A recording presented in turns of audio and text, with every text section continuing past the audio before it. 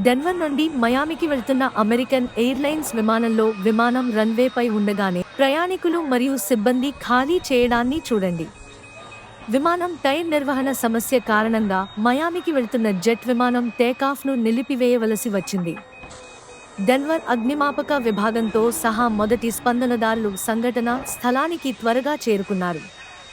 173 మంది ప్రయాణికులు మరియు 6 సిబ్బందిని సురక్షితంగా తరలించారు. అయితే ఒక వ్యక్తిని తదుపరి మూల్యాంకనం కోసం ఆసుపత్రికి తరలించారు. You okay? No, he's not.